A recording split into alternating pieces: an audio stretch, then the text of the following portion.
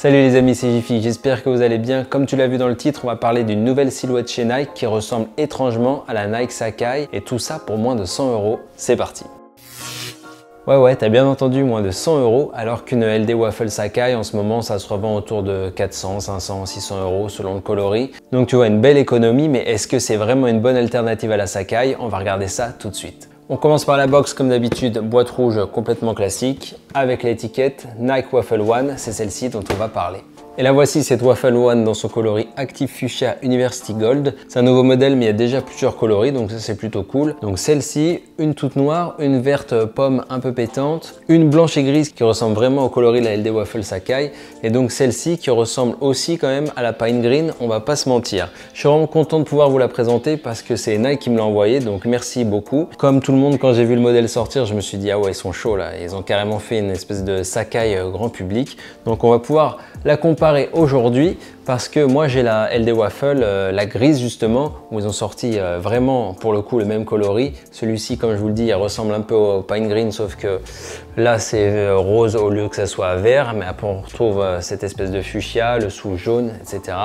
Tandis que la Waffle One grise et blanche, là, comme vous a présenté Camino sur Insta, c'est vraiment aussi la même. Donc on va pouvoir les comparer vraiment en main. Merci encore à Nike. Voilà, on va regarder ensemble le modèle, ensuite on verra les similitudes avec la Sacai.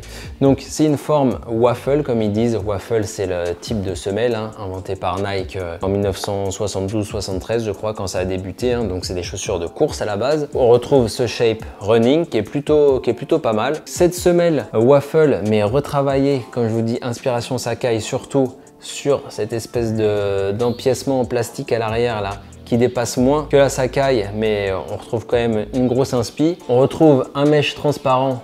Là aussi, on est sur une grosse inspi, tu vois. Là, on voit bien mon doigt. C'est pas tout à fait le même matériau, on va regarder, mais c'est quand même un mesh très fin, transparent. En revanche, différence, sur la Two Box, il y a une doublure, donc les orteils là, ils sont pas transparents. Tu peux voir une espèce de tissu blanc qui est dedans. Au niveau du coup de pied, c'est beaucoup plus fin. On est sur une technologie beaucoup plus proche de ce qui se fait actuellement que la Sacai où c'était vraiment un délire rétro. Là, ils ont mixé le rétro avec les technologies actuelles. Donc, comme tu vois, espèce de truc très fin avec une couture qui fait tout le tour. La languette également, rien à voir parce qu'on est une languette running type Zoomfly un peu, qui remonte comme ça, qui a un petit swoosh juste là, encore un petit mesh juste ici. Là, il y a un petit détail sympa avec une couture zigzag comme sur les Union. Et là, si on déplie, on retrouve un swoosh avec la mention EST 1972, donc pour la création de Nike. Cette mention, on la retrouve également sur le talon, juste ici, où on a un swoosh, où on a écrit Established 1972, Beaverton, Oregon, Nike Sportswear, Waffle One, donc tout ce qui caractérise la paire. Donc ça, c'est plutôt bien intégré. Moi, j'aime bien. On retrouve également un mini swoosh juste là. On adore les mini swoosh, c'est toujours cool. Et bien sûr, du 3M, alléluia. Sur une Two Box, une espèce à l'avant qui est tout en daim doux, donc c'est plutôt cool. Et à l'arrière aussi, on a du daim juste ici. Donc un mix de matière plutôt intéressant. Là aussi, un petit peu de couture zigzag. Et au niveau de la semelle en dessous, on a une petite mention Nike là. Et la semelle Waffle, comme je te disais, un petit peu retravaillée. Voilà pour cette Waffle One. Alors maintenant, on va la comparer vraiment côte à côte avec la LD Waffle. Comme je te disais, le dessus, ça ressemble vraiment, sauf que là, on a du mesh transparent entièrement et là on a la doublure qui est juste ici. À l'arrière on a ce bloc qui imite clairement ça. Alors ce qui est pas mal, c'est que sur la LD Waffle, donc qui est une paire doublée, donc double swoosh, double semelle, double languette, voilà, si tu sais pas, à mon avis tu le sais bien sûr, mais je le redis au passage, c'est quand même très marqué, c'est quand même un truc un peu mode, il faut aimer, on peut avoir un peu de mal avec ça, donc là je trouve que le parti pris est pas mal, ça ressemble un peu aussi à ce qu'ils ont fait sur la Daybreak Undercover, donc ils ont un peu mixé toutes ces inspirations. Moi je trouve ça pas mal que ça dépasse pas, parce que je trouve que c'est quand même le truc le plus moche sur la paire, si on peut dire. S'il n'y avait pas eu ça, moi ça m'aurait pas dérangé. Je trouve que la paire est vraiment très bien comme ça. Alors au niveau du shape, elle est quand même beaucoup plus agressive la LD Waffle que celle-ci, tu vois, qui est un peu plus carrée, un peu plus plate. Là on est un peu plus pointu. C'est bien sûr accentué par les doubles semelles. D'ailleurs, c'est un peu cramé, mais on voit bien. C'est quand même plus accentué, donc la chaussure est vraiment plus comme ça. Tandis que là, la chaussure est plate. Au niveau des languettes, comme je te disais, ben là, on est vraiment dans du rétro avec des vieilles languettes running, comme ça, avec le vieux logo. Donc, comme je te disais, là, on a la languette futuriste. Pareil au niveau du molletonnage, là, du rembourrage plutôt. Donc là, on est sur une chaussure un peu à l'ancienne, molletonnée. Là, c'est tout plat, il n'y a rien du tout. Donc le confort en pâtit un peu. D'ailleurs, je trouve la LD Waffle très confortable. En revanche, la Waffle One, je trouve pas ça ouf. Après, il faut se rappeler du prix. On est quand même sur 99,99 €, donc 100 €. Donc c'est quand même pas cher du tout. Celle-ci sortait à 160 €, je crois. Bon, maintenant, malheureusement, tu le sais, on est autour des 500, 500, 600 €, je crois.